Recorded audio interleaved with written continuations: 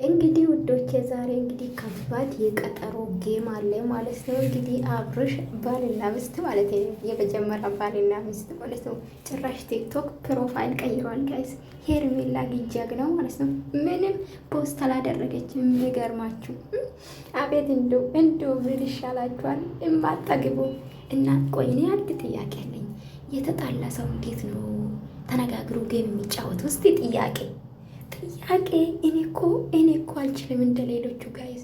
እንዴት ነው ጌም ለመጫወት መቼም ሳይነጋገሩ አይሆንም። እንዴት እሳትና ጭድ ማለት ነው ጋይዝ። እሳትና ጭድ እንዴት ተነጋገሩ? ሩታ ደግሞ አሽሙርሽ በቃ ሻረታይ ሴትዮ ተይ እንጂ ያቺን ነገረኛ አንቺ ምስታረጂ ማለት ነው። ወይ አታስቀምጭንም?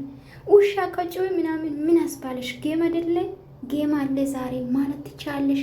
እንግዲህ ሩታን ፕሮፋይል ቀይራለች ማለት ነው። ይሄ ፕሮፋይል ነው አረገችው። እንግዲህ ሸለላው የጎንደር ዘፈን አደርጋ ማለት ነው። አብርሽም ቀይሯል። ሄርሜላ ቤት ሂጄ ያለው ድንግጥ አላለችም። ሄርሜላ እንዴ ያፍታም ልጅ እኮ ነው ያላት ልጅ ናት። እንዴ አትንገበገብም። እኔስ ሩታዬ በጣም ተንቆጥቆጥሽ። የታወቀ ነው ታሸንፋለሽ። ለምን ትጫወቻለሽ? ከአብርሽ ጋር ስትግጡ ነበር የማይካድ።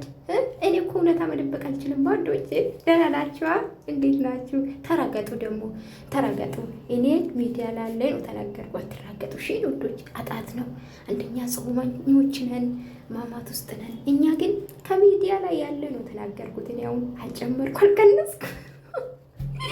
እና እንግዲህ አሉ ጋይዝ፣ እንግዲህ የሩታ ደጋፎች የተሯሯጡ ነው ብር ለመላክ ማለት ነው። እንግዲህ ተደዋወሉ ነው አሉ እና የተላኩ ነው። አሁን ሩታ ብታሸንፍ ሲጀምር ጊፍት የላትም። የመዳም ቅመሞች ደጋፎች ብር ሰብስቦ እያሸንፏታል። የታወቀ ነው የማይካድ ማለት ነው። ለምን ሄርሜላ ደግሞ በቅርብ ነው መጣች። ይሄናል ደጋፊ የላትም። ተቃራኒ ናቸው። ለምን በትዳር ገባች ብሎ ስለሚያሽቀብጡ። አንድ ሰው ትዳሩን ከበተነ በኋላ ሌላ ሴት ከመጣች ምንም አዲስ ነገር የለም። መጀመሪያ ጠበቅ አድርጎ መያዝ። ዛሬ ፍርማ የሌለኝ እንግዲህ ሼር አድርጉልኝ ጋይስ፣ ሼር አድርጉልኝ። ያው ዩቱብ ላይ ጭናለሁ